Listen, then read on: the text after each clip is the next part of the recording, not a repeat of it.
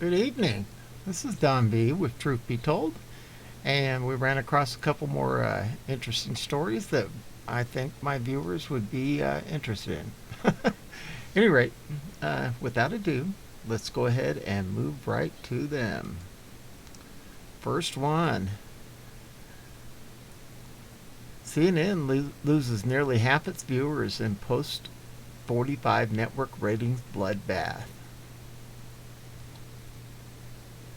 CNN, the Communist News Network, lost nearly half of its viewers in just 1 year as major cable news networks struggled in ratings. Nielsen Media Research ratings released Tuesday showed. In June of 2021, the Communist News Network had an average of 580,000 total daily viewers, a drop of 49% compared to June of 2020. The network also lost 59% of its viewers in the critical 25 to 54 age demographic, with an average of 133,000 total daily viewers in the demographic for the month of June. CNN lost the most viewers out of all three major news networks. MSNBC had the second largest drop in viewership and lost 37% of its total audience compared to June of last year. The network had an average of 763,000 total viewers in June of 2021 and 99,000 viewers in the 25 to 54 age demographic, a drop of 48%. Fox News had the largest numbers of viewers and the least substantial drop since last year. It lost 35% of its total viewers for an average of 1.172 million total viewers in the month of June, and had an average of 195,000 viewers in 25 to 54 demographic, a 42% decrease since June of 2020. Yeah, and people need to leave Fox News as well. All right, the second alleged story is President Trump's Alabama rally canceled just days before his July 3rd speech. Park commissioner cancels the event after the 45th president was invited as a guest speaker. Sounds like that guy needs to be fired. A speech by President Trump at the USS Alabama Battleship Memorial Park was nixed on Tuesday after park commissioners said no partisan events are allowed in the park. Since when? The commissioners made the announcement just 5 days prior to the speech. They asked Alabama Attorney General Steve Marshall his opinion on the event over a month ago. Marshall wrote his response on June 16th. The letter to Marshall was not received until June 14th. The USS Alabama Battleship Memorial Park Commission chairman is Bill Tunnell, who said he nixed the event when Trump was invited to be guest speaker. I bet if Biden was allowed to speak, he'd be all over it. NBC 15 reported. NBC 15 News had learned an event featuring former President Donald Trump as the keynote speaker that was being planned for this Saturday at the USS Alabama Battleship Memorial Park was nixed after park commissioners became weary. After the request was made, then there was contact with the Republican Party. They contacted us, and then it became apparent that it was going to be a partisan political event rather than just a patriotic event planned for that evening, Commission Chairman Bill Tunnell.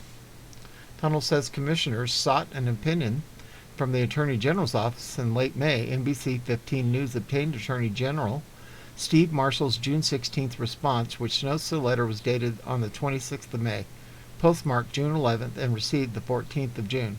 Due to the imminence of the date of the proposed event, my opinions division is unable to timely respond with an official position, Marshall wrote, but he went on in the letter to cite case law that says parks may be used for political events provided access available for all political parties and candidates on an equal basis.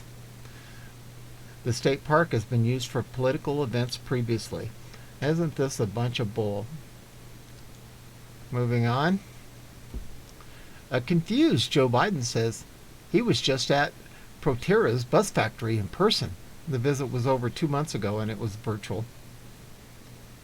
This guy's a riot.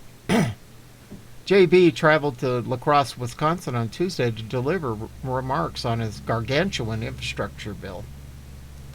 The bipartisan breakthrough is a great deal for the American people, Biden said on Tuesday of the highly unpopular bill. Not just for folks in cities, not just for red states or blue states, but for everybody. Whatever. At one point, Joe Biden got confused and claimed he was at an in-person tour at Proterra's bus factory when it was virtual. Screenshots below. Oh my gosh. Joe Biden is either lying or his dementia's kicked in. And I was just at the factory down in the Carolinas, and it is really amazing to see, Biden said. Here, let's watch this video. And I just was at the factory down in the Carolinas, and it is really amazing to see. And I just was at the... Oh my word. This guy is Dementia Joe. No ifs, buts, and wins about it. It says, watch Joe confuse Joe Biden say he was just at Proterra's bus factory in person. Okay. And last but not least, gas prices hit 7-year high. Stations run out of fuel going into the 4th of July weekend. Thank you, Joe. Gas prices hit a 7-year high as stations ran out of fuel going into the 4th of July weekend, but at least there's no mean tweets. Yeah. The U.S. national average price for regular gas is $3.10 per gallon, up 42% from this time last year. Today, 89% of U.S. gas stations are selling regular unleaded for $2.75 or more. That is a stark increase over last July 4th, when only a quarter of the stations were selling gas for more than $2.25, said Jeanette McGee, a AAA spokesperson, reported the New York Post. Road trippers will pay the most to fill up for the holiday since 2014. Boy, you know, the New York Post reported. Gas stations across the country are facing fuel shortages, driving prices to a 7-year high as more than 40 million Americans prepare to hit the road for the 4th of July weekend. The nationwide average price for a gallon of regular unleaded gas hit $3.09 on Monday, the highest price Americans have been asked to shell out ahead of the holiday weekend since 2014, according to data from the American Automobile Association. Yeah, and here it is. Jeez. There are now reports of stations running dry or dangerously low as shipments are delayed in the Pacific Northwest, Northern California, Colorado, and Iowa, as well as Indianapolis and Columbus, Ohio. It used to be an afterthought for station owners to schedule truck deliveries. Now it's job number one. Tom Kloza, global head of energy analysis for the Oil Price Information Services, which tracks prices for AAA, told CNN. What I'm worried about for July is the increased demand works out to about 2,500 to 3,000 more deliveries needed every day. There just aren't the drivers to do that. Oh my word. You know, when 45 was in office, we were energy independent, but now we have to depend on the OPEC again. And with the pipeline shut down, hey, heck with us, man. The tree huggers are really rejoicing over this guy, that's for sure. Well, at any rate, stay on your knees, give glory to God, and know that something big is fixing to happen soon, allegedly, according to the prophets. And I believe the prophets. So just wait and be surprised. This is Don V with Truth Be Told, and we are out of here.